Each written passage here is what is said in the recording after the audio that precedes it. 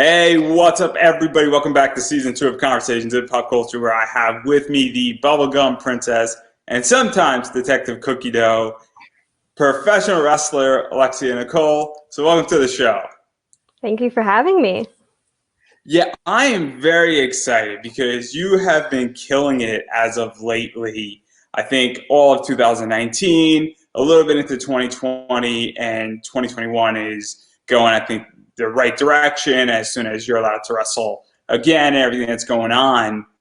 And so I do want to talk a little bit about 2019, but there's a bunch of other stuff I want to talk about first. And I think the best place to start is, how did you get into professional wrestling? I was just always a fan. I was watching on TV. My brother, he's 10 years older, so he would babysit me, and he would watch, so I'd sit in the background and watch, and that's just, as he slowly got out of it, I got more and more into it, and one day I just decided, I'm like, I want to try it. It looks like fun. So Googled schools in the area, found where I trained at, Squared Circle Training, and that's how it started. And so what was that like? Because obviously you're still fairly new to the industry and coming in, and obviously, the women's revolution in wrestling didn't happen at this point. It was sort of starting to, I think, heat up. And so what was your training like, being both on the physical side and the mental side and even the psychological side of wrestling? Yeah, like when I started training in 2011, so in terms of like indie wrestling and like other like Impact, there was women wrestling was starting to become a huge deal, but WWE, it was just very like 6 diva tag matches for like 2 minutes long. So training wise, I mean, I'm so lucky. I had Taylor Wilde train me, and Rob Fuego, he was the head trainer at Squared.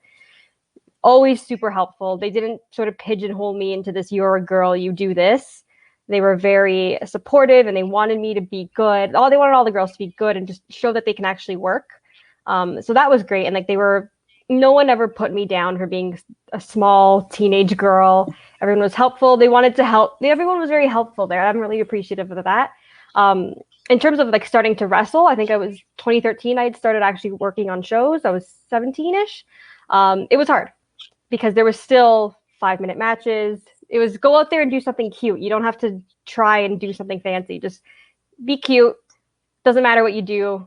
Nobody really cares. So yeah, that's how it was when I started. It's come a long way, thankfully. But that was what it was like when I first started wrestling. And so to even talk a little bit about your training, because obviously a lot of people know who Taylor Wilde is. And obviously she sort of tore it up in Impact for a while and got a lot of, clout, and really sort of changed what Impact was doing. And Impact Wrestling as a whole was sort of the first evolution, I feel like, with women's wrestling on the mainstream, because they had a knockouts division versus a divas division, which I think is a much better name for it. Yes, And obviously much now better. it's much better. It sort of sounds more of a fight promotion type thing Yeah. versus, a sex appeal type thing. And so what was that training like? Because obviously you're so close with her in a lot of Mm-hmm. ways. According to Yeah. Instagram. Yeah. We still talk. We keep up. Um, it was good. Like she was so helpful, super good at teaching us the basics, and like really helped us with being a girl in wrestling, because it's not the same as being a guy. Your body works differently. You don't get the same opportunities. Sometimes you get better opportunities, but like everything's different. As even though we're all wrestlers, it's still different to be a guy and a girl. And she really helped. Like this is how you do things. This is how you approach people. Don't be afraid to say yes or to say no. She was super helpful in that regard. Like she still is. Like she's still like my mama bear. She still gets on me to do certain things. I can still go to her for advice all the time. Yeah, like so helpful. Especially being a woman, giving us that advice, telling us things, to avoid, things to do, just everything related to, being a girl, how to keep yourself safe, how to protect others, everything like that. And then obviously even going off of this, I mean, there's maybe 9 or 10 women that have made your entire career in so many ways. And I want to talk about them because I think that they're super interesting. And the first one I want to talk about is Jasmine, who is Mm-hmm. Aaliyah Yes. in right now NXT. And obviously the two of you have tore it up. I think she was one of the first matches that you crossed the border into the States in with as well. And the two of you have tagged, you've gone against each other, you've gone through Absolutely Insane Wrestling, I think PWA, I want to say, and there's so many other things. So obviously, and also facing, I think you guys are part of Team Barely Legal. Yes, we've done everything together. We started training on the same day. We've wrestled each other so many times. We would have matches. We didn't even have to like talk about anything beforehand. We knew what we were doing.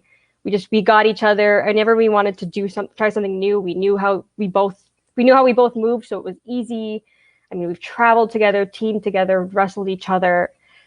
I'm so proud of her and everything she's done. I'm so proud of her. She's worked so hard, and to see her actually getting a lot of TV time lately has made me really happy. And she's super sweet, and like she works really hard. So I love her. Can't say enough good things about her. She's like my first friend in wrestling, and she'll always be one of my best friends. And so what is that like? Because obviously, I mean, this rivalry, in my opinion, ended short in a lot of ways. But what was that like, wrestling somebody, tagging with them, and having all of these experiences with a person, and then them to be up on a very big stage, and also saying, hey, I was sort of wrestling them first and really building myself out, and both of us were going at it, and having those early matches, because it is very important, to have that type of experience, and also see people coming out of, where you came out of, being able to get onto that big stage, because it sort of proves the path in a lot of ways. Yeah, like definitely having her, because she's a couple years older than me, so she got to start wrestling a little bit before me. I had gotten injured, so she got to keep sort of working as I sat and watched, but she was so helpful once I started wrestling again, just helping me come out of my shell, be more comfortable. I was super shy when I started, and she's super not shy. So she was really good at helping me be more comfortable with just being out there and being loud, and really just like showing everybody who I am. And yeah, like to have her, like to start from the same place and see how far she's come, it does show that it's possible, because like, especially with Canadian wrestling, it's so hard to gain exposure in Canada. So to see someone just start from the exact same place and see them get all the way to where she is, it is really like, it's a good morale booster. It makes you feel like this is possible. And so even to go off of that point, because now I'm curious in my mind, like Velcro here. So what is it about Canada? Because in the States, there are certain territories. So the New England circuit is very big, where you could have an entire career and not ever have to leave New England. And then same thing with the New York area. There's basically a huge circuit in the New York area. So what is Canada like as far as wrestling goes, and even exposure? Because it's probably different in a lot of ways. And I'm not as familiar with Canada. I know you guys have like, what, 5 like territories sort of, or 5, states sort of thing? Yeah, like there's, I think 12, God, I don't even know how many. British Columbia, Alberta, Saskatchewan, Manitoba, Quebec, Ontario, New Brunswick, Nova Scotia, Prince Edward Island, Newfoundland. Yeah, I think there's 10. I might have honestly forgotten a province, but I'm pretty sure there's 10 provinces and 3 territories. And there's really only, in terms of wrestling, there's really only like 4 major like territories. There's out west with BC. Ontario's a big one. Quebec's a big one. And the East Coast. So all the New Brunswick, Nova Scotia, PEI, the islands, basically. And that's really it. And there's a lot. Canada is very large, and there's not a lot in between, to be honest. I can drive 8 hours north of my house and to get to like a big show, and there'll be nothing in between. Just a straight drive of like trees and like land. So there's already not a lot of wrestling. The wrestling we have is great, but there's just not as much of it. And it's not like, a lot of American indie wrestling is on like IWTV. There's a lot of streaming services to watch American indie wrestling. A lot of Canadian promotions just haven't broken through that barrier and gotten on there. Like there are a few, like C4, Alpha One, Femme Fatale, Kaizen Pro. Like there are a few promotions that have gotten to like that level of being streamed, and like people can just watch them at any time, but it's just not the same, and there's not as many.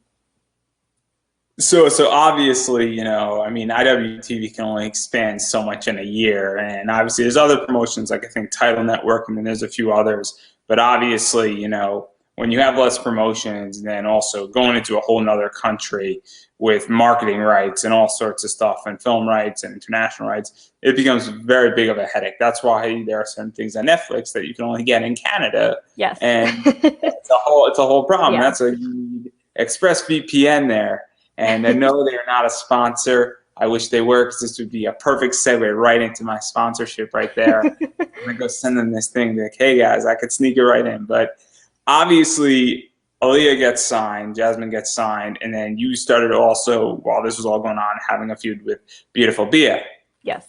And this is an insane rivalry that pretty much ended, I think, like 18 months ago, to be exact, so far. And it surrounds the PWA Elite Women's title, which I think was one of your first matches. And then you basically went through almost all these promotions, like Steel City Pro, and a variety of other things. So what was this like facing her? Because I think you faced her like 35 to 40 times in your 100-match career, by the way. In terms of matches, I think I wrestled Bia probably more than anyone, especially early on in my career, just because at that point there were so few girls. Like, there's only in Ontario alone, I can think of maybe 13 girls max, and there's a lot of wrestlers in Ontario. But there's only 13 girls now, and even at that time, there was even less. It was like me, I think it was me, Bia, Spinelli, Courtney Rush. I honestly can't even remember who else. Like, there was so few that we were just wrestling each other all the time. And it was a really good way for me to learn how to work with someone who I hadn't trained with. Because when I was wrestling Aaliyah, we'd trained together, we knew each other. It was really easy.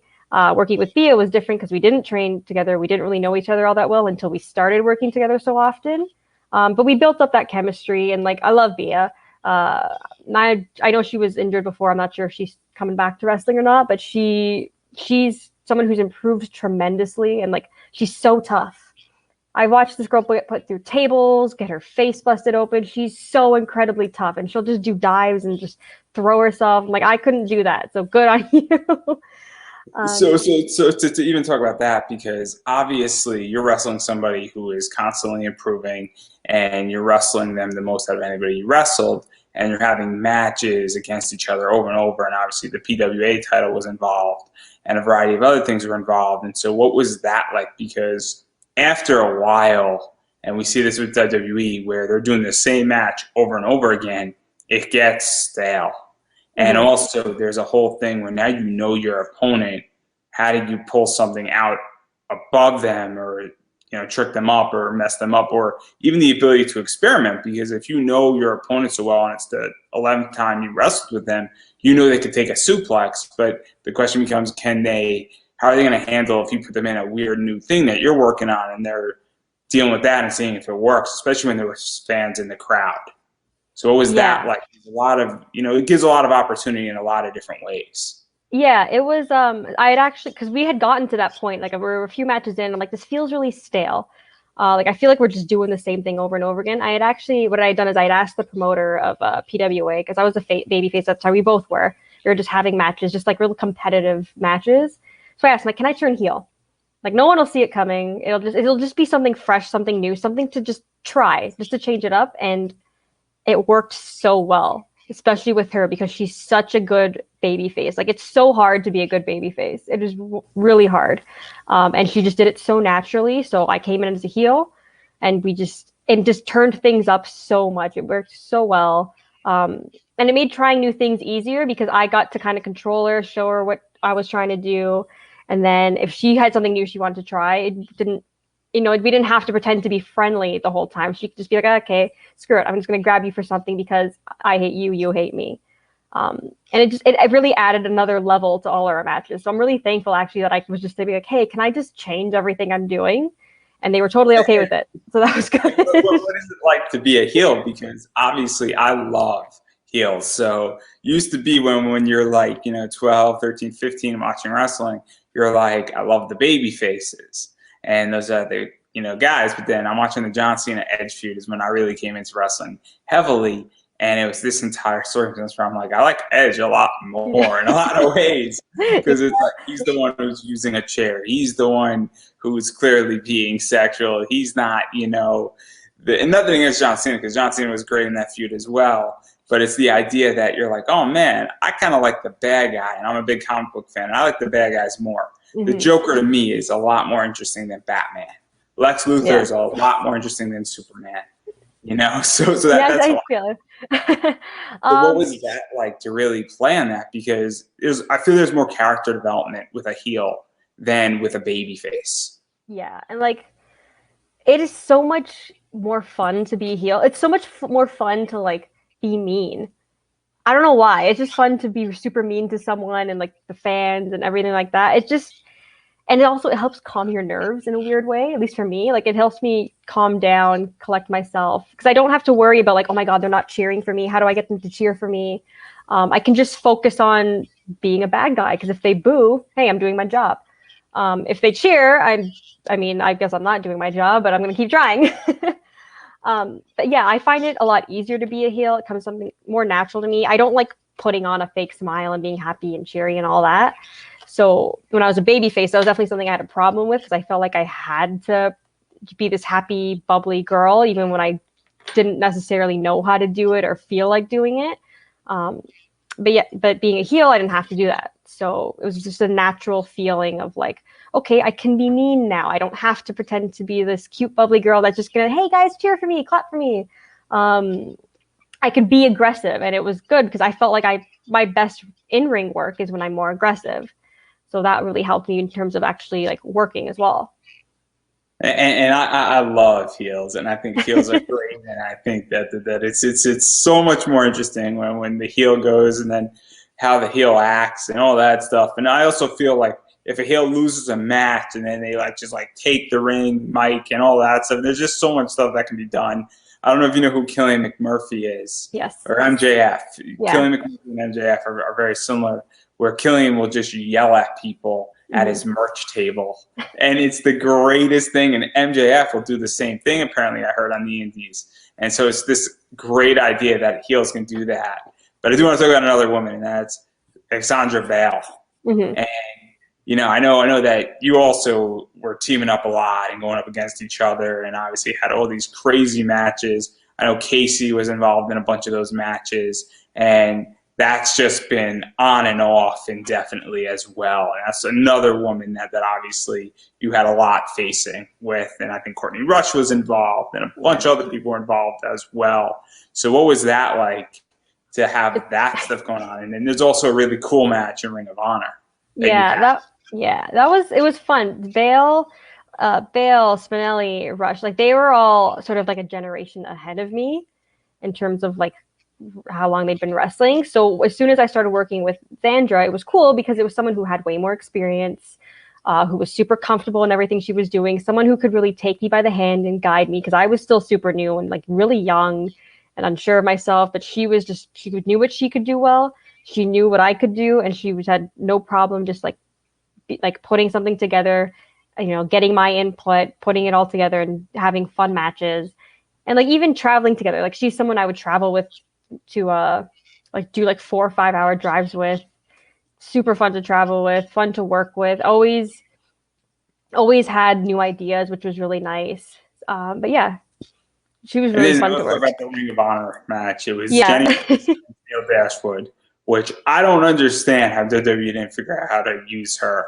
That's like my biggest question mark about WWE. In the last 3 years, I have no idea how you not know how to use Emma and Tennille because she's killing it right now. Mm-hmm. And that match was crazy. It's obviously Ring of Honor. It's a New Japan like combination show that they're both hosting. It's I think in the States, as far as I No, know. that show was here. It was in Toronto. Oh, it was in Toronto. Yeah. Wow.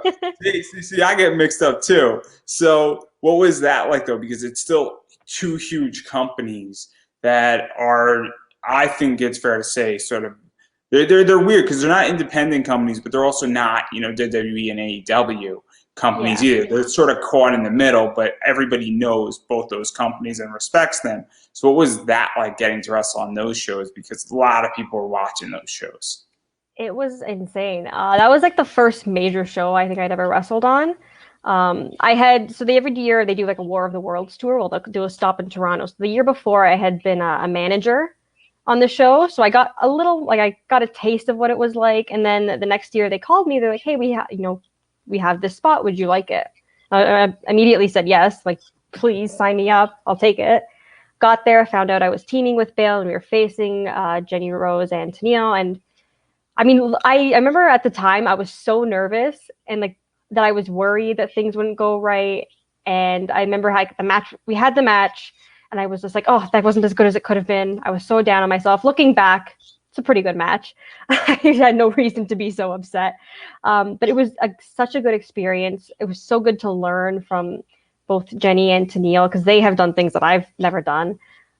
So good to learn from them. Just good experience to wrestle people that I have never even met before and never sort of crossed paths with. And yeah, just a really like an overall good experience, good learning experience, had fun. Yeah, I really can't say how much fun it was. So to even go off of that, because you mentioned something that like you didn't think it was a good match, Mm-hmm. and obviously looking back, you know, you're like, oh, it was a pretty good match. So what is that like? Because I'm extremely hard on myself on a lot of stuff. Obviously I do a lot of public speaking, I do a lot of presentations, I do a lot of interviews every single week, and I'm always saying, oh man, that was bad. And especially when I used to do pre-recorded stuff and Mm-hmm. I edit it, and sometimes I would postpone editing something like this was a disaster of an interview, and then I'm editing it and it's not so bad. So what is that like of being critical of yourself and understanding, saying, hey, because obviously you want to break down a match, you want to say, okay, I could have done this better, but also you can be very, very hard on yourself in a lot of ways, Yeah. and I do it too. So what is that like? Because it is complicated. Yeah, I'm super hard on myself. There was a while where I wouldn't watch my matches back because I didn't want to see it. I'm like, if I felt it went good, I'm like, great, leave it at that. I don't want to know if it didn't go good. If I felt it was bad, I didn't want to see it because it was bad. Um, it was honestly, it's not till like I'd say like late 2018, 2019 when I really started watching all my matches back, looking at what I was doing, and it's hard because you don't. It's weird to watch yourself. It's very weird to watch yourself. Oh, it's so weird. It's so weird. I hate Yeah. the sound of my own voice. Like, oh man. So this is a funny story. So I'm on a date with a girl, Mhm. and like the the date almost failed because she wanted to play like the interview, and I almost had to like Yeah. walk down. I was like, I'm done, like because I hate hearing the sound of my own voice.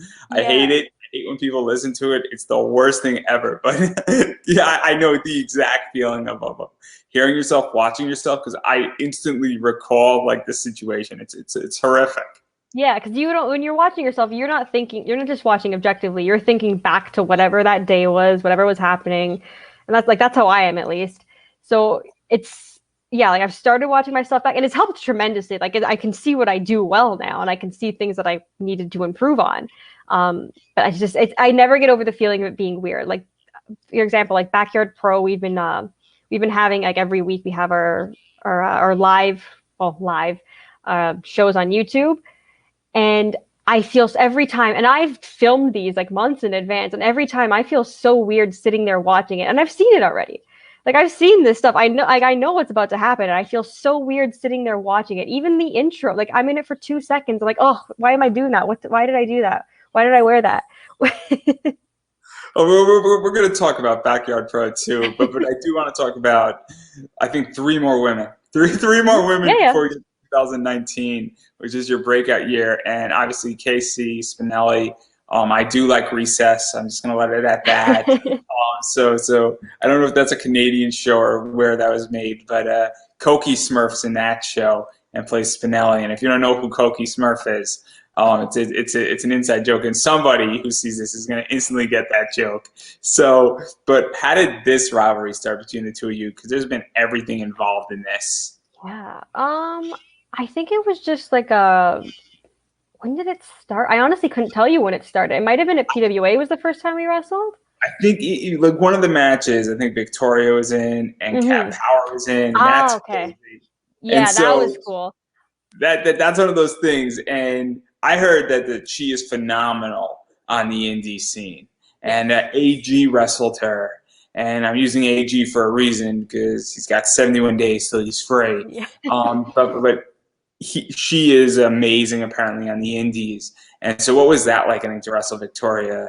Not wrestle with Victoria against Casey and Cat Yeah. Power. Yeah, teaming with Victoria was like a lifetime achievement for me because she was someone who I'd watch on TV and like, oh my god, she's so cool, she's so good, like loved everything about her. So when I found out I was teaming with her, I was like freaking out. I was like, oh my god, it's Victoria. I get to team with Victoria. little like a 13-year-old me was going insane. But she's so sweet and just like the kindest person, so helpful too, like gave so much good advice. And she just complimented me all the time. I'm like, why are you complimenting me? I'm going to be complimenting you. But yeah, like so good. And she was so good. Like she never lost a beat from when she started wrestling to when she finished. She was always consistently like great. And then of course Spinelli is Spinelli, who's just got a boatload of personality, like for enough personality for everyone in the room. And then obviously you and Casey have had title matches, you've had tag matches with Freddie Mercurio was in there, and then he's a character in of his own right, and he is amazing. And then obviously in Femme Fatales, Smash Wrestling, Greek Town Pro Wrestling, and then just a bunch of other people have been involved in matches. Willow Nightingale's been involved in a few of these matches, I think. And so this is just one of those things where it's just like a long history of individual matches, title matches, tag matches, and everything in between. And it's kind of crazy how this has gone on and off, much like most of your other rivalries. And obviously, when you're facing somebody over 4 or 5 years, you know, and you're getting better, they're getting better, and then every other person gets interjected in it, it's such a cool experience, I would imagine, especially because this is sort of right before and when you were starting to heat up for your breakout year. Yeah, it was she, like, again, a boatload of personality. So she was always just like helping me find ways to be more charismatic during matches, which really helpful for me because I'm a shy person. So every time she would force me to do things. I'd be like, oh, okay. And it would help. Like, it would really help me be more comfortable and come out of my shell. But yeah, like getting to wrestle someone so often and having like different scenarios with it is super helpful. It helps you get better, helps them get better, helps you get more creative because you don't want to do the same things over and over again. So you have to think of new ideas. And like she was so great. And she'd been wrestling for so much longer than me already that she was giving me so many ideas that she had wanted to do with other people but couldn't, but she could do them with me because I'm so much smaller than her. So that was always fun. We was getting to play with that size difference, and like she was one of the few like girls, at least at the time, that I could just jump on and do anything to, and she could catch me and I wouldn't have to worry about it. So that was always great. Yeah, that's a thing in which men tend to be big. Yeah.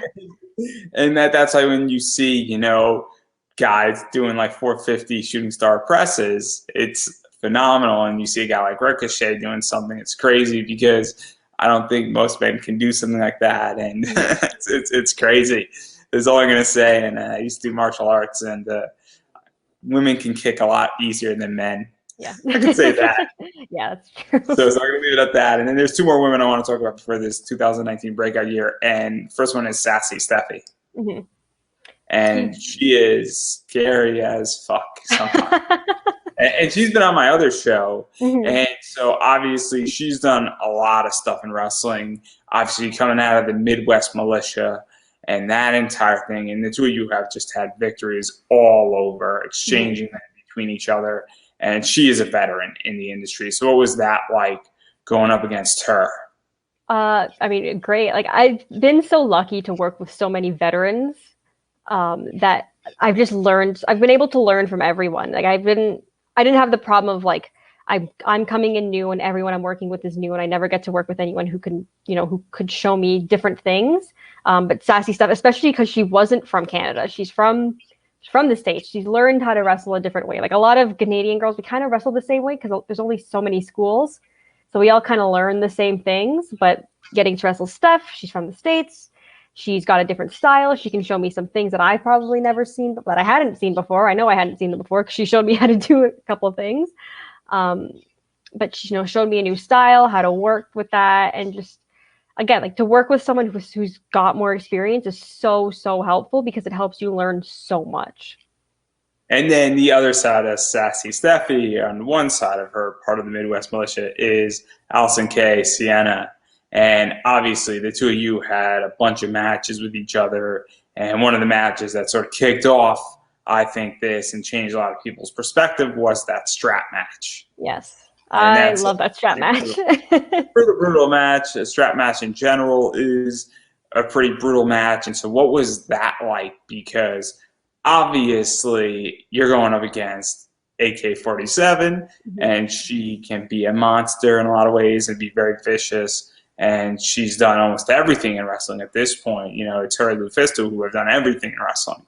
And a few other women have that as well. But that's crazy because you're still fairly new. You're going up against somebody who is definitely killing it, and you're in a pretty brutal match with her. And it was a pretty intense match. Yeah, I think, did we go all over the arena with that one? I think we did. I think you did too. I think you went did. pretty far with yeah. it. I can't remember if it was that match, but I think she almost threw me over like the balcony, or tried to. But that was an intense match. Like, I remember being very nervous leading up to it, just watching all different strap matches leading up to it, trying to think of cool things to do. And of course, like, strap matches are pretty brutal. Like, we used a real leather strap. Like, it hurt to get hit with a lot. It left a lot of marks on us. So it was a lot of like, okay, like, is she gonna be okay if I do this? Is she gonna be okay if we try and like do this? And she was totally cool with everything. I was totally cool with everything. We just beat the crap out of each other.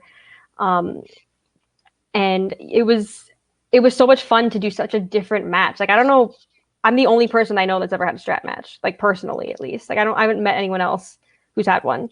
They are not really used in the Northeast. They're used down more in the South and in the Midwest tremendously. That stuff is just used down there, and it's used to settle a lot of grudges. And I find that strap matches are more culturally utilized that way. Yeah. WWE had one, I think, once in like 4 years at an NXT show for a reason, because, well, you know, they're only used when your opponent's ducking out of you indefinitely, and you need a way how to hold your opponent. Same thing with dog collar matches, you know. Yeah. It's definitely utilized in a particular fashion. And they could be very intense in a lot of ways. And so I don't really know what prompted you to want to be in a strap match, but, you know, especially with somebody who was extremely hardcore like Sienna is. So but to each their own. But I do think it is important to talk about it, because this sort of, that it was the preheater, because I think it was towards the back end of 2018. Yes. And then, well, 2000. Yeah. Yeah, I think it was mid 2018. But yeah, like, that was definitely the start of when I started, you know, gaining some traction, gaining some steam, starting to really do things. Yeah, so let's talk about this, because 2019 was that gain year, and obviously Chris Stratlander was, I think, one of the first matches of 2019 that you had. I don't know if she just signed, was about to sign with AEW. There was rumors of it at that point, but obviously, what was that like? Because she came sort of out of nowhere in a lot of ways, and I don't think people were expecting her to be signed. And she got signed. I saw her wrestle like 5 times, and then all of a sudden I'm like, oh wow, I got to see, you know, her wrestle 5 times on an indie show, and now she's signed to a major national promotion that's a global promotion. So what was that match like? Because this was sort of a beyond Greektown, like, sponsoring type thing. Yeah. So very cool on that front.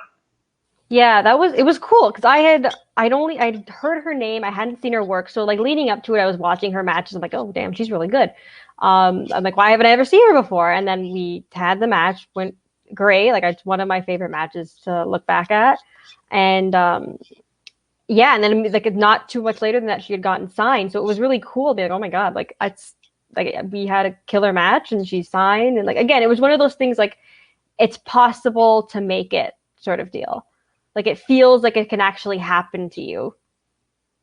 And then continuing on this path, you also got to face Jazz for the NWA 2 out of 3 falls match, and I think there was a second match a little bit later on with her as well. And so, what was this like? Because Jazz is a legend in wrestling. Obviously, it's 2 out of 3 falls. And so it's a little bit more of a competitive match. There's a little bit more strategy going into the match. And then you have that NWA stuff going on with it too, and it's for a title. And obviously this was sort of what was going on here, where you're now in a very cool position as far as sort of having your breakout year, for lack of a better word. I've been saying it all throughout. It's pretty clear that 2019 was that. It really was, because I think I first wrestled her December of 2018, and then the 2 out of 3 was in, I think, March of 2019. But like, I remember the first time we wrestled, I was just starstruck. It was just it didn't feel real almost. It was like, this is someone again who I'd watched as a kid and looked up to and thought was just this cool badass woman that could beat up anyone, and now I'm wrestling her for the NWA Women's Championship. Like, it didn't feel real. And then we had the match, went great, and then the 2 out of 3 falls match was just, again, like, it didn't feel real. I'm like, I'm doing this again. Like, I'm getting to wrestle for the NWA title again. Like, and I'm not signed there, so it's not like I'm expected to, but it's just this opportunity that I'm being given that I was nervous about because I wasn't sure if I totally earned it, but I felt reassured after the match with Jazz that like I'd had, and like I felt like I could do it, and I did sort of one of those, like, it was just one of those like feeling like I belonged moments where, because you do feel unsure sometimes. You're like, oh, am I doing well? Like, am I not? Am I doing everything right? Am this right for me? Am I at this level that I should be at, that everyone else is at around me? And I felt like after that I really was, that I had hit that point that like, okay, I know I can do this. I know what I'm good at. I can hang with Jazz. How many people can say they pinned Jazz while she was the NWA Women's Champion? Because I did. I mean, didn't win the match, but I still did. So to even talk about this, because it is interesting when you get to wrestle people who are legends, because it is instant qualification and instant verification. In a lot of ways, it is important that you get those opportunities, and that whether you win the match or not, even putting on a good match and also having the trust of promotions, because it's the idea that they feel comfortable enough to put you in a spot where you're able now to say, okay, they feel comfortable and NWA feels comfortable that you could represent them, whether you're winning the title or not. Anytime you're in a title match, it's obviously a representation of that company. And so obviously, what is that like for you? Because a lot of ways it says, hey, we trust you. We trust that you can put on a good match. We think that you can do this, and that, we're not going to put you in something that we don't feel is not going to be good representation of our company. And so it's very important in a lot of ways. And all of 2019 was like that for you. Yeah, a lot of people put a lot of trust in me, and very quickly. And I felt super unsure. I'm like, oh gosh, like, where is this coming from? Like, why is everyone suddenly trusting me to do this? And again, that came probably because I wasn't watching my matches back. I wasn't seeing what I was doing. But it was super nerve-wracking at first because, again, like, so many people put so much faith in me. Like Greektown did with putting me with Jazz, and the NWA did just letting me compete for the title. Crossbody, I came in and almost immediately, like after a couple of shows, won their women's belt that they had just debuted, and they just had.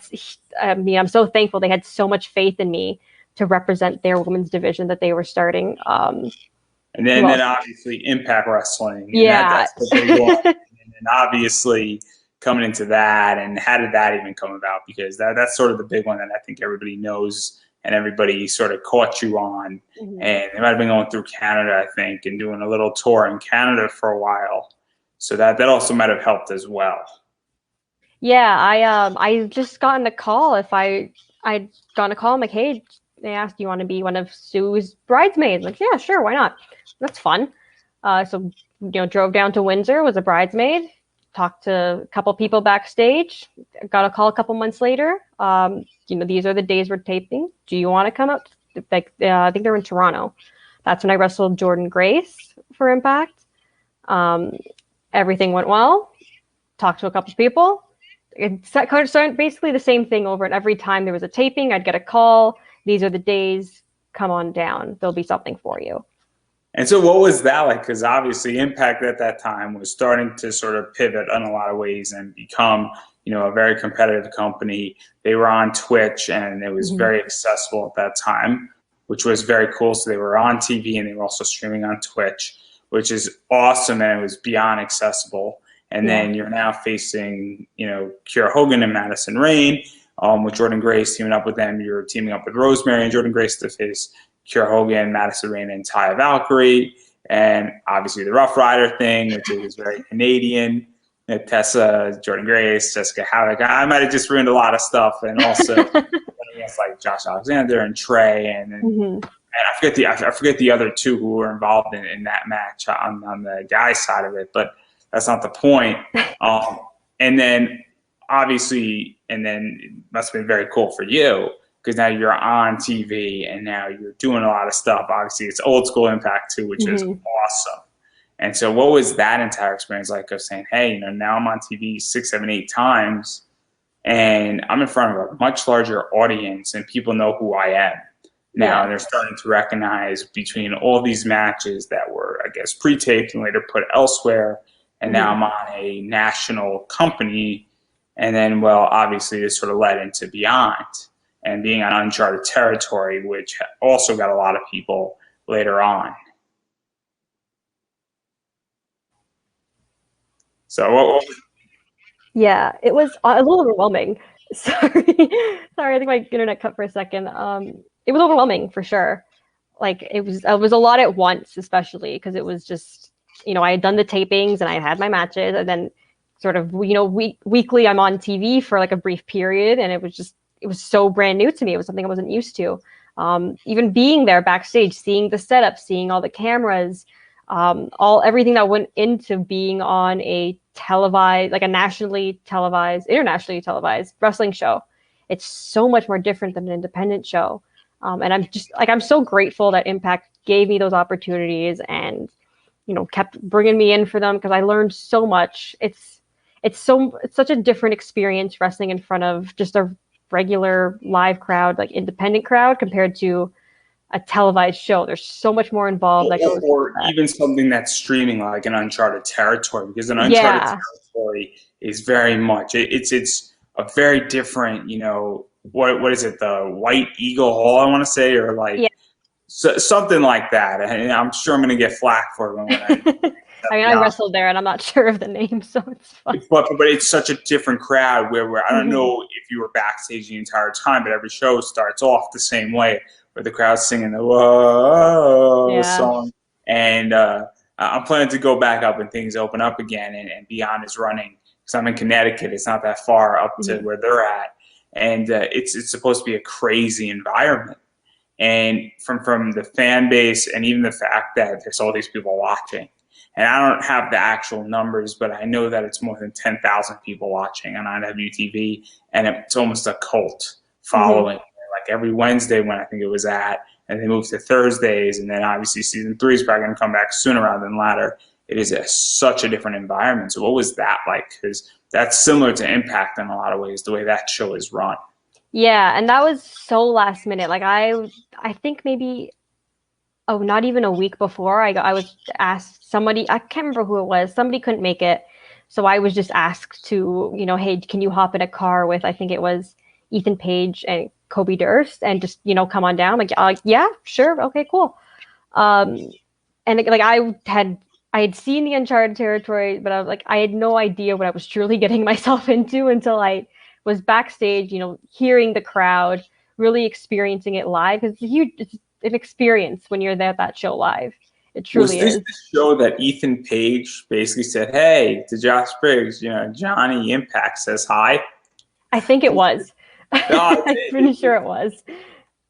That was a great episode of Uncharted Territory. It was either that one or it was a little bit later. I forget which one it was, but it was one of those crazy circumstances. And I'm like, oh snap! It was great. What happened? And I think Josh Briggs like booted him in the head. It sounds familiar. Yeah, it was. Yeah, like I said, crazy experience. I got to wrestle someone who I'd never wrestled before, never would have even crossed paths with had I not gotten that opportunity. So it was so cool, so much fun. I'd love to do it again. Hopefully with things opening back up, I can do it again sometime soon. And then we're sort of counting 2020 as a wash. So I think it's pretty safe to say that 2020 has been a disaster.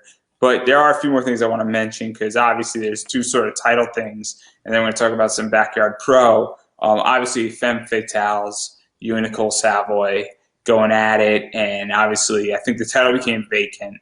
I'm not exactly sure the whole circumstances with that. And then, well, the 2 of you were basically fighting for the title, and you wound up getting that title. I think you're the 20th title holder, I want to say. Something like that.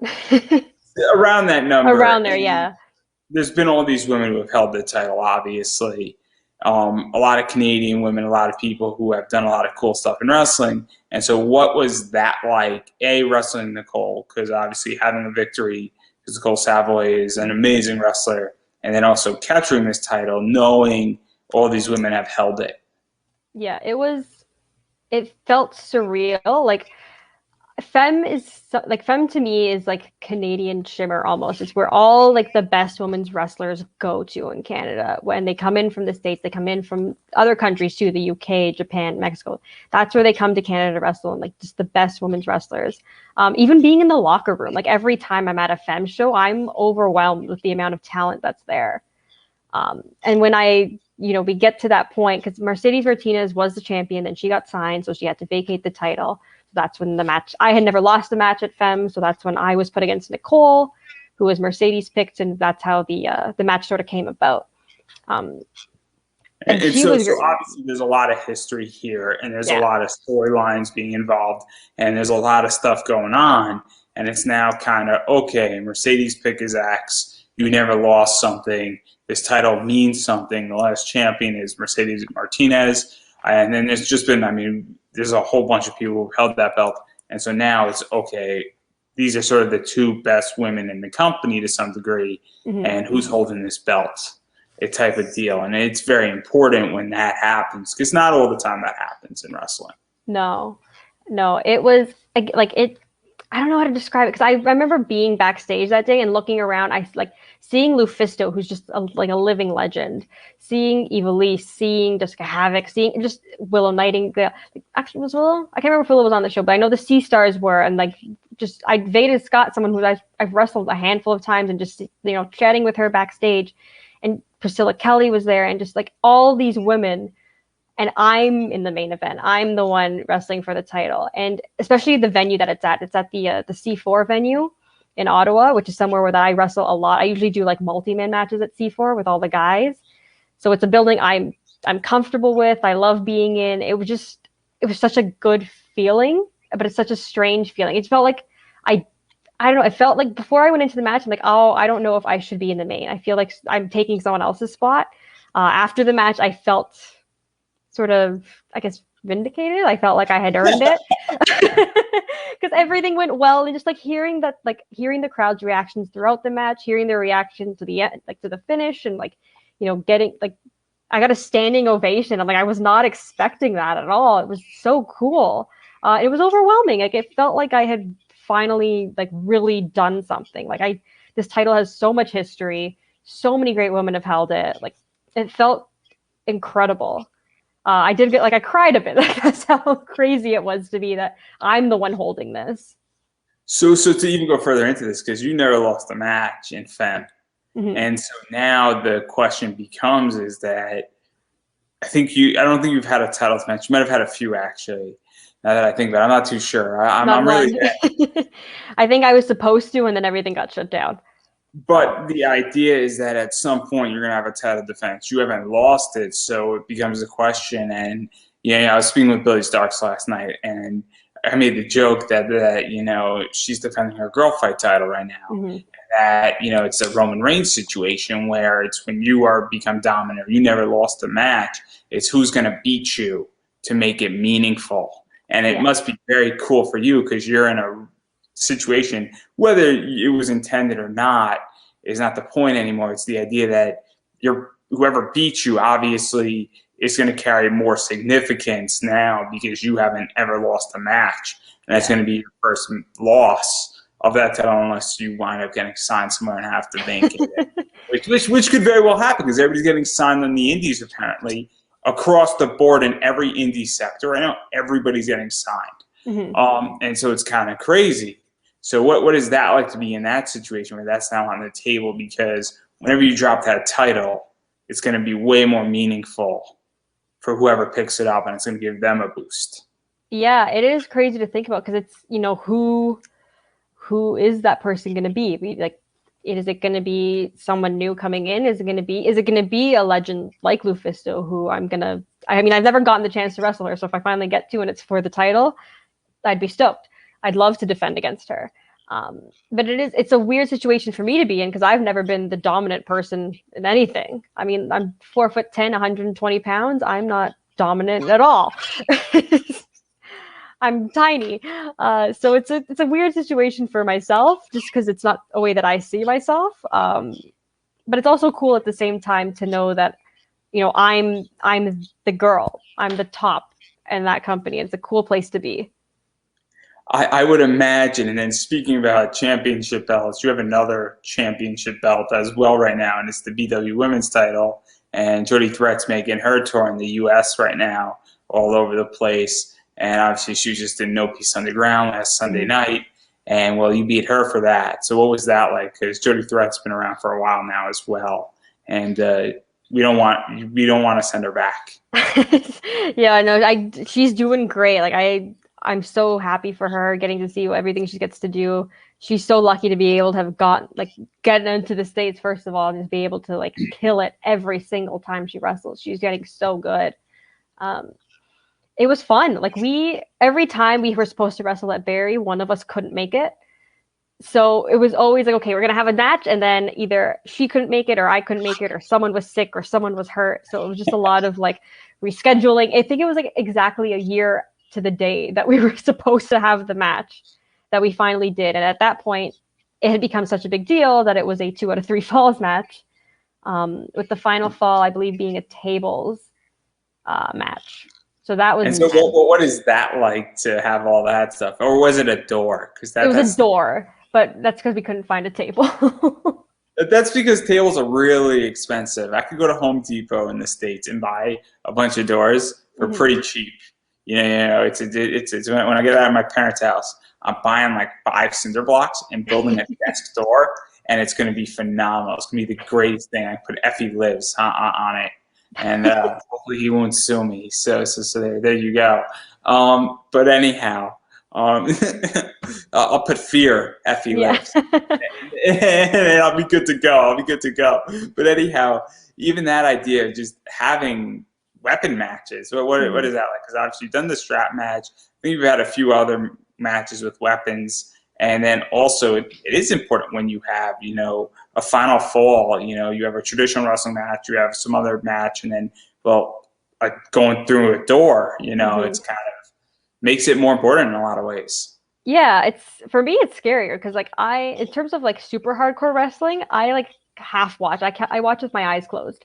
I'm not a huge fan of a lot of blood. So like a lot of like especially like Japanese death matches, like my wrestler like, a lot of my friends that are wrestlers love them. I just kind of like sit there like You would this. not make it in Yeah. ICW, no Oh holds bar, God, no, I would or not. no peace, or H2O in that match, and Yeah, all that. I've got maybe one death match in me ever, but that's it. No, nothing past that. Like yeah, weapons to me are they're intense. It's not a typical wrestling match. They're for big, but to me a weapons match is a big match. It's bigger than average. It's going to be more intense than the normal match. So having that be the final fall was pretty huge because we're like, okay, like we're going to do something big. We're going to make it meaningful. And oh gosh, yeah, like that whole experience, it was so much fun, especially to work with Jody. Like I got to work with her one of her first matches, and just to see how much she's grown, especially from when we started working together to that point, was so great. And now she's just incredible. And then obviously I want to table that, and I do want to talk about your third championship, and obviously that's Backyard Pro, and this is more cinematic, by definition.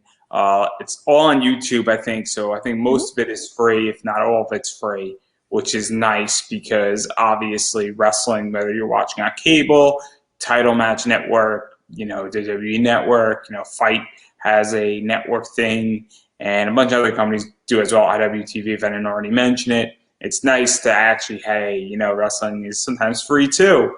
And so, how did you get involved in this? Because you're a detective cookie dough in this, so it's kind of crazy. Yeah, Backyard Pro. There's a wrestler named Von Vertigo from Ontario, and he's a creative genius. He is the godfather of Backyard Pro. He was in the UK when the pandemic started. Came over. He had his UK tour cut like even like I think cut in half completely. Like he had just started and then was forced to come back here, and he we were all kind of bummed out that we couldn't wrestle, and he was just so determined to like create something that would keep us wrestling and entertain people. So he came up with Backyard Pro, where basically it's fully trained wrestlers that come up with different characters and just have cinematic backyard matches, but like almost like an SNL parody style of like a backyard match. Like we make fun of it as much as we can, but it's also like a love letter to backyard wrestling at the same time. And so there's a lot of stuff that happens. So a lot of people are involved, I think, Mark Wheeler's involved. I think Jay Wheeler's involved. I think Scooter McGavin, Josh Alexander from Impact is involved, which it helps to add a lot of credibility. Obviously, you're involved. And so what is that like? Because I would imagine this is shot part in piecemeal. It's probably all shot at the same time or relatively around the same time. And then it's sort of edited because it's obviously premiered versus live. And so what was this entire experience like doing it? I don't know if you've seen Camp Leapfrog, but Camp Leapfrog is done almost at somebody's house. Yeah. It's kind of great how it's done. And so what was this like being a part of this? And then we're going to talk about the matches, 'cause I think you were involved in 2 or 3 of them. Yeah. It's been so much fun. Like in terms of filming wise, it's been hard. Like honestly, my credit, like Von Vertigo is again like the godfather, the genius of Backyard Pro. He films almost everything. He edits almost everything himself. Like he books almost everything. Like he is the true genius. But like because just due to COVID restrictions, most of our matches, like I think almost all of them are filmed on different days in different yards and different places. Like we're constantly traveling around just to see where, what's a good spot, finding out whose house we can film at, just to sort of fit in with the restrictions that we're working with. But yeah, like it kind of helped in a way because it gave for different opportunities. Like my first match was at a cottage, so we had a lake. And then we had a pool battle royal. Like I don't know if there's ever been one before, but we somehow pulled that off. We've done just like weird, funny, crazy things, and filming them is so much fun because we're all friends, we all get along, and getting to see everyone do these different characters is hilarious. Like getting to see everyone push out of their comfort zones. The dancing weapon always makes me laugh.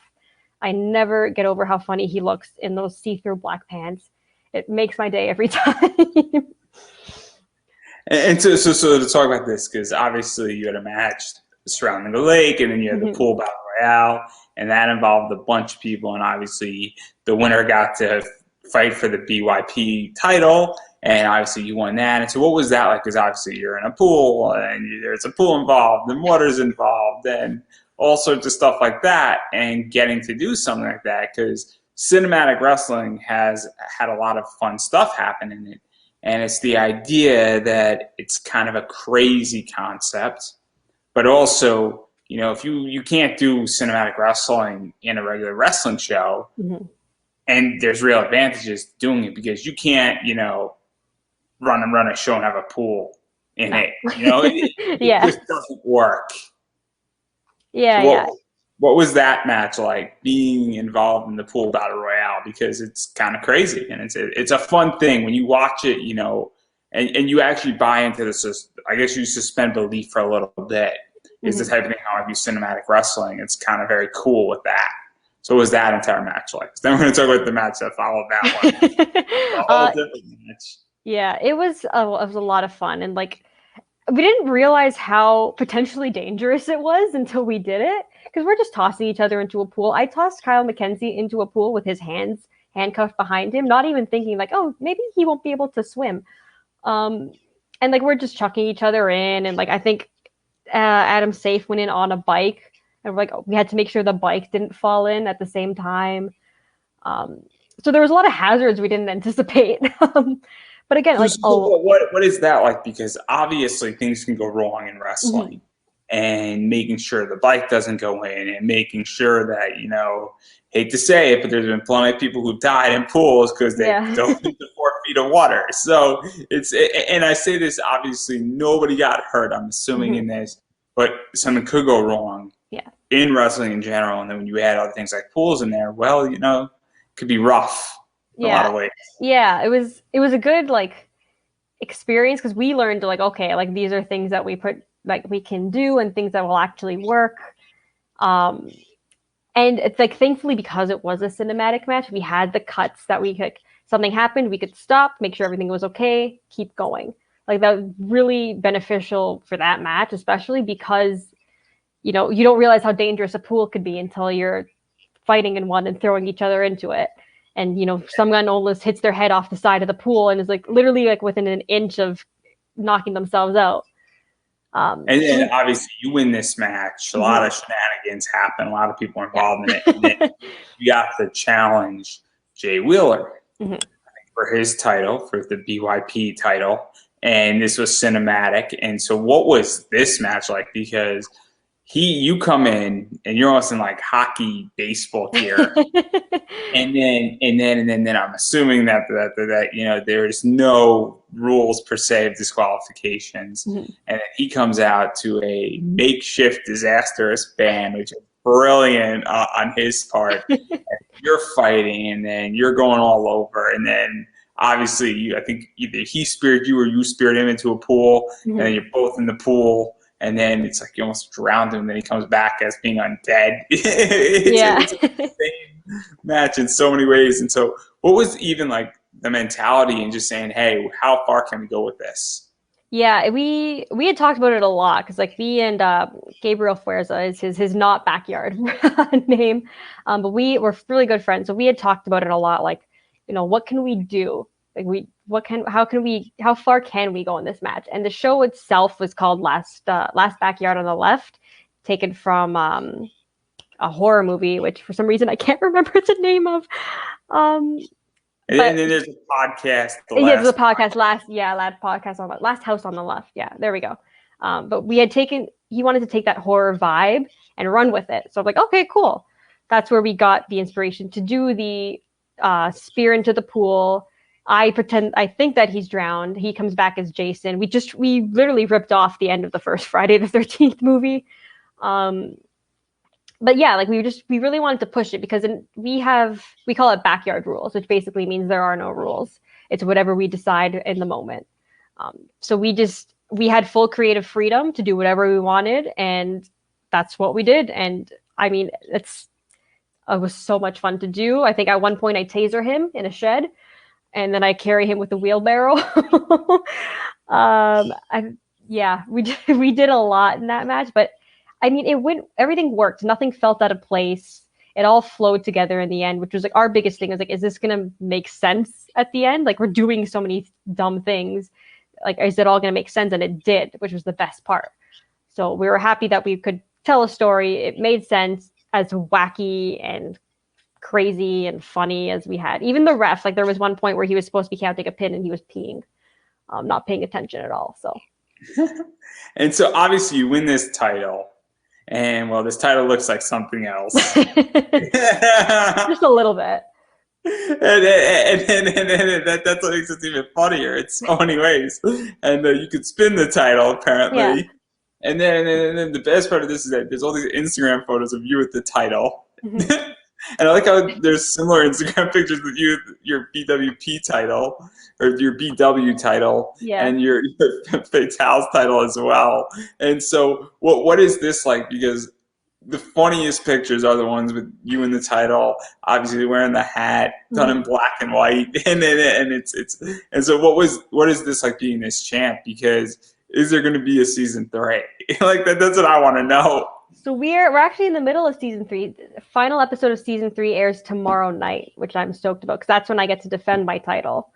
So we filmed season 3. It's been on the past couple of weeks. You can again go back on YouTube, check them out, totally free. We made sure everything was totally free to watch. We wanted people to enjoy something during the pandemic, just make people smile. That was our goal. If they wanted to contribute with a GoFundMe, they could have, but free access regardless. So I will be defending it tomorrow night on YouTube at 8:00. And it's a crazy thing. Like, it's weird to be like, oh, I'm the backyard pro champion, and I just, it's a spinner belt. And I really just duct tape my name on there. It's great. It looks real professional. I love it. But it's a cool thing to be the champion of. Like, we created this little fun show that in a way we kind of did for ourselves, but to have a following and like people that actually really watch it and enjoy it, it's a cool thing to do. And so to even go off of this, because obviously this is a product out of the COVID era. Mm-hmm. And you mentioned it a few times and we spoke briefly off air about this, is that you're in Canada, for those who don't know. And it's this idea that, well, Canada is really going on and off. It's good for 2 weeks and then you're off for 2 weeks and then you're fine for the next week and then it's not working on. And it's obviously, I think safe to say, it messes up a lot of bookings. It messes up a lot of things from business wise. I have a lot of friends in comics and who are up in Canada, and well, things are crazy there. So obviously doing something like this, it's not going away so quickly, because doing a cinematic match and a cinematic promotion is a hell of a lot easier probably when you're shut down for 2 weeks and no events can occur, to do something and then obviously getting back. So where do you find that cinematic wrestling is going? Because there's a lot of discussions going on in wrestling communities right now where people are saying it's going to die out or it's here to stay. Mm-hmm. I think in the right capacity, it can stay. Like, I do think like the Boneyard match was a great example of a cinematic match. The Firefly Funhouse match with Bray Wyatt and John Cena, great cinematic match. There's definitely times where it's overkill, I will admit. But like with what we do with Backyard Pro, it's meant to be a parody. We are parodying what real backyard wrestling is. So in that way, I feel like cinematic wrestling is perfect for that sort of avenue, and something that didn't really exist before the pandemic. And I do think it's a cool thing to have. Like, it's a different style of wrestling. There's different types of wrestling. There's like I can barely watch hardcore wrestling because the sight of that much blood kind of freaks me out. You have to face your fears. Yeah, you got to face your fears sometimes, but I don't want to face it that much though. I'm not gonna be honest. But I do think it's it's a different avenue. It's a fun avenue. It's something different. There's so many genres to wrestling, and I do think that cinematic style is a good genre to have. It's a good option to have too, especially, knock on wood, if something ever close to a pandemic happens again, have that to fall back on. It will. There's no question about it. I have not to alarm anybody. I think we're good for another 5 years, but it's coming. No question about it.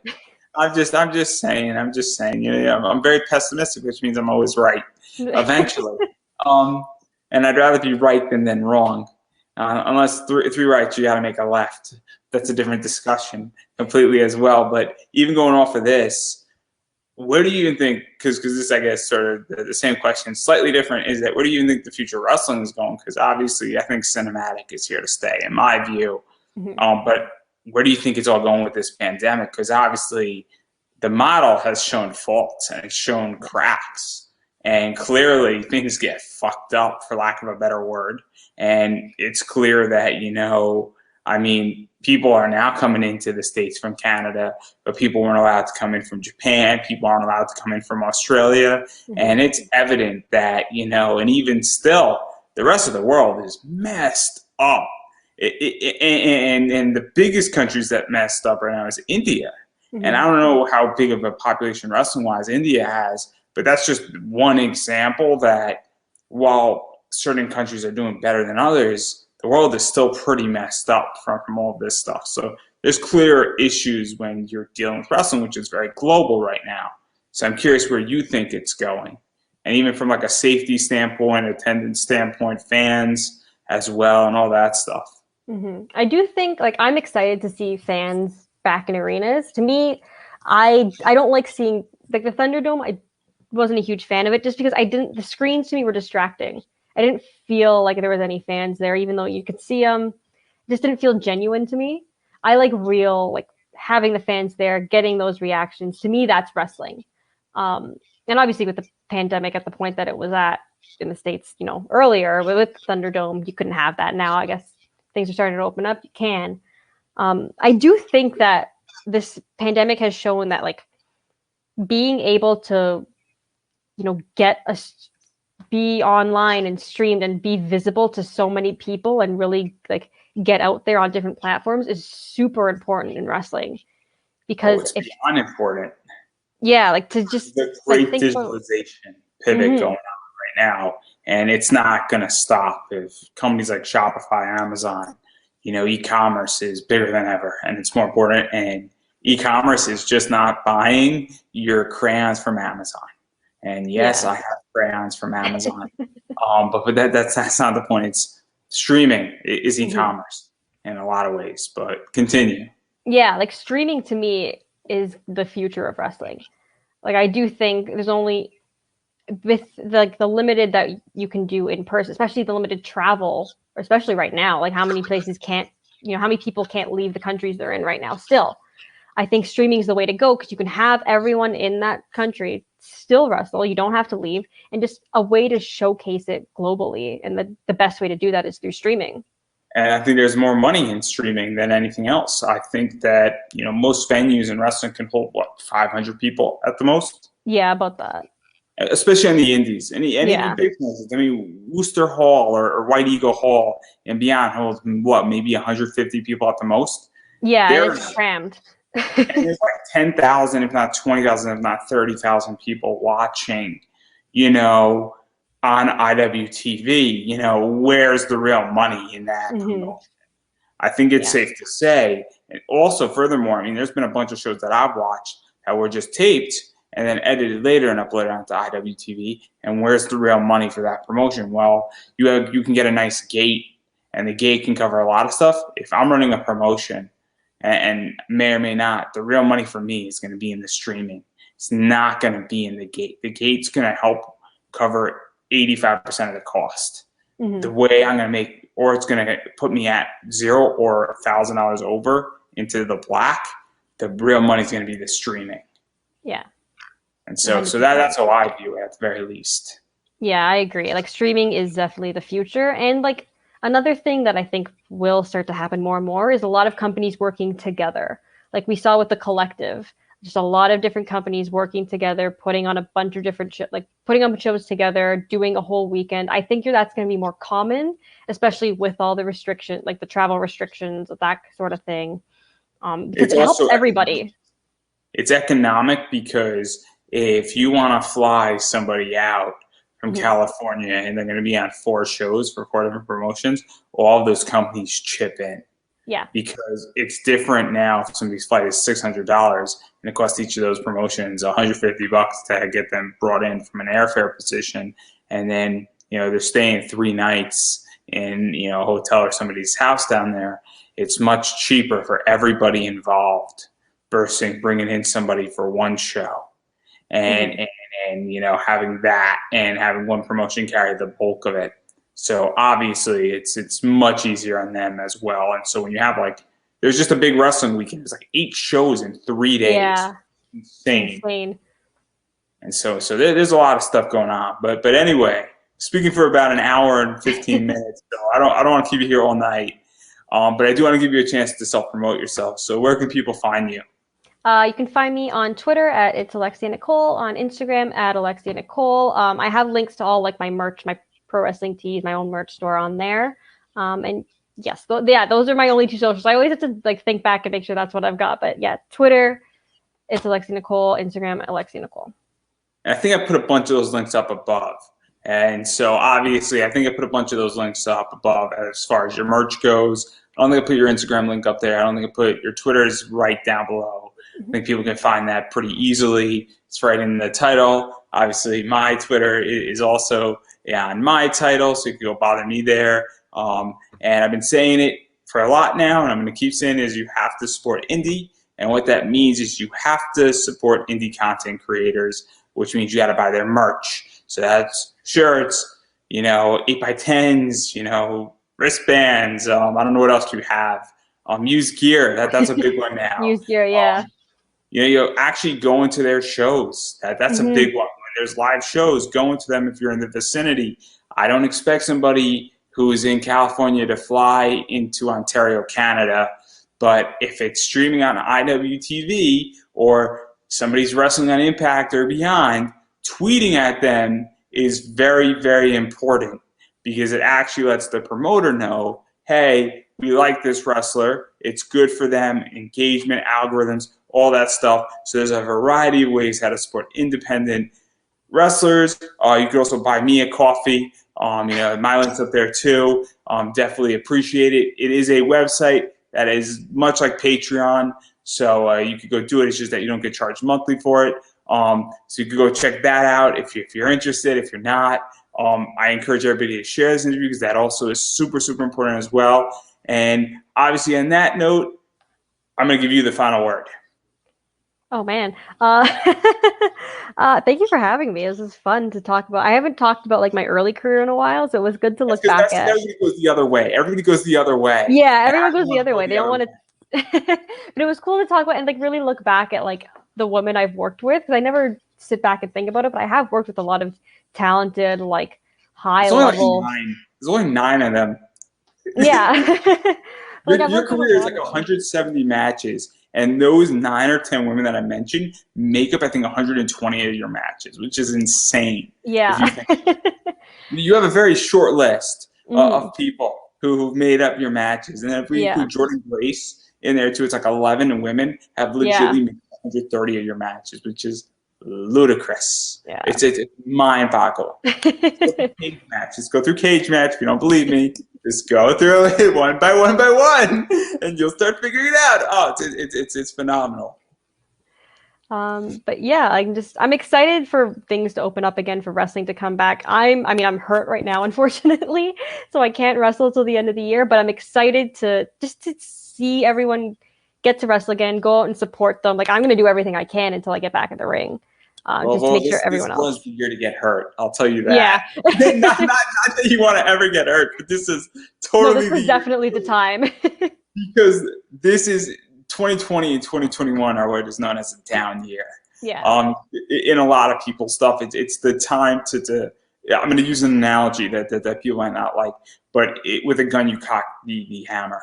Mm-hmm. And you remove the safety and cock the hammer. This is that year where it's time to cock the hammer and remove your safety, because 2022, it's coming. So obviously, things are coming in 2022. It's probably going to move up to spot number 50, hopefully, on the PWI. And we can only hope. We can only hope, right? Mm-hmm. Yeah, we can only hope. And so on that note, I think we covered a lot of stuff. I didn't cover 1/10 of your career. And so we're going to have to probably do this at another point and probably do it another 9 times so we get everything covered in that regard. But I do want to thank you for being on. And I think that is a wrap. Thank you for having me again. It was a lot of fun.